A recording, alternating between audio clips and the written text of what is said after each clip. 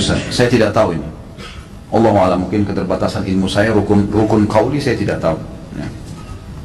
Kalau tidak tahu tapi dia bilang tidak tahu, ya itu bagus.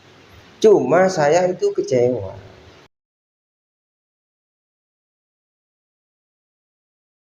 Assalamualaikum warahmatullahi wabarakatuh. Bismillahirrahmanirrahim. Allahumma shalli wa sallim wa barik ala sayyidina Muhammad wa ala alihi wa sahbihi ajma'in, amma ba'du. Ustadz Khalid Basalamah saat ini sedang banyak ditertawakan oleh kaum muslimin, ya, khususnya warga NU. Kenapa? Karena beliau ketika ditanya tentang rukun qauli, beliau menjawab tidak tahu. Doktor kok tidak tahu, ya, rukun qauli saja sekelas doktor kok tidak tahu. Apakah yang dimaksud dengan rukun qauli dalam sholat? Lalu rukun qauli ini berlaku untuk sholat berjamaah, sholat sendiri, atau ketika menjadi imam sholat? Terima kasih Ustaz, saya tidak tahu ini.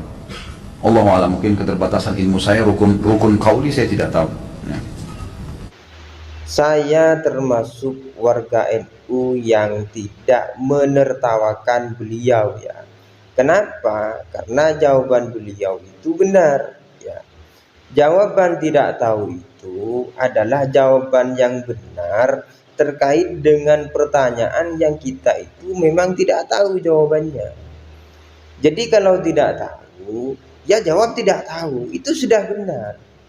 Kan ada makalah itu, la adri nisful ilmi, tidak tahu itu adalah separuh daripada ilmu, ya. Jadi menjawab tidak tahu, jujur tentang ketidaktahuannya, itu adalah separuh ilmu. Jadi sudah benar Ustadz Khalid Basalamah itu. Yang salah itu apabila sok tahu, sudah tidak tahu tapi masih jawab. Nah itu salah namanya. Ya, tidak tahu tapi jawab itu sok tahu namanya. Kalau tidak tahu tapi dia bilang tidak tahu, ya itu bagus. Cuma saya itu kecewa. Kenapa kecewa? Alasannya ada dua. Yang pertama, ya, beliau ini doktor katanya, ya, doktor lulusan Madinah kata jemaahnya. Dan rukun qauli kok tidak tahu, ya. Ya saya kecewa. Karena kita itu kan punya ekspektasi, ya, bahwa doktor itu ya cendekiawan, ya. Tapi kemudian ada doktor yang tidak tahu rukun qauli, ya kita itu kecewa. Dokter kok tidak tahu, ya. Itu yang pertama. Yang kedua, kenapa baru sekarang sekelas Ustadz Khalid Basalamah menjawab tidak tahu? Dari dulu-dulu kemana? Karena banyak permasalahan-permasalahan dalam agama yang oleh beliau itu dijawab secara ngasal, ya. Yang gampang beliau tidak tahu, beliau jawab tidak tahu. Sedangkan yang susah-susah, yang sulit-sulit, beliau tidak pernah bilang tidak tahu. Malah beliau jawab, selalu jawab, tapi ngasal, ya. Kenapa tidak dari dulu beliau ini menjawab tidak tahu?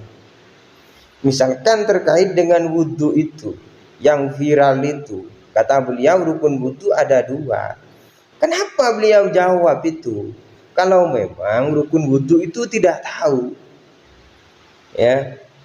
Kemudian terkait dengan najis, beliau mengatakan wudhu kita batal kalau menyentuh najis, katanya. Itu dari mana? Di momen itu seharusnya beliau jawab tidak tahu. Kemudian terkait dengan kemarin itu, orang minum khamr, sholatnya 40 hari tidak diterima, katanya hadisnya palsu. Kemudian orang mabuk tetap wajib sholat. Itu adalah momen-momen yang seharusnya beliau jawab tidak tahu. Tapi beliau selalu jawab ngasal, begitu ya. Tidak pernah dijawab tidak tahu.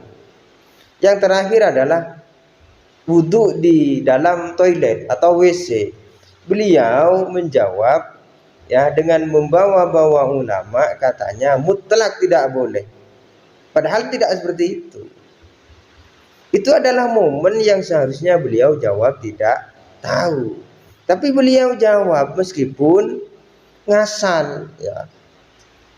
Itulah mengapa saya itu kecewa. Pertanyaan yang gampang tapi tidak tahu. Padahal beliau ini doktor. Pertanyaan yang sulit beliau jawab. Padahal salah.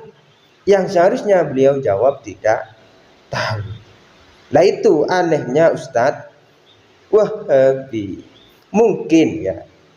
Mungkin ini adalah efek dari belajar langsung kepada terjemahan. Kembali ke Quran dan hadis versi terjemahan. Jadinya begitu, rukun sholat tidak tahu.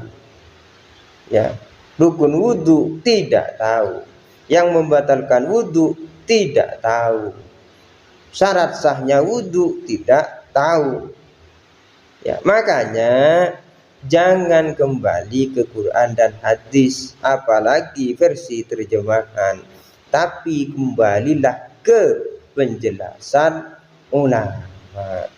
Begitu ya, semoga dipahami. Wallahu a'lam. Assalamualaikum warahmatullahi wabarakatuh.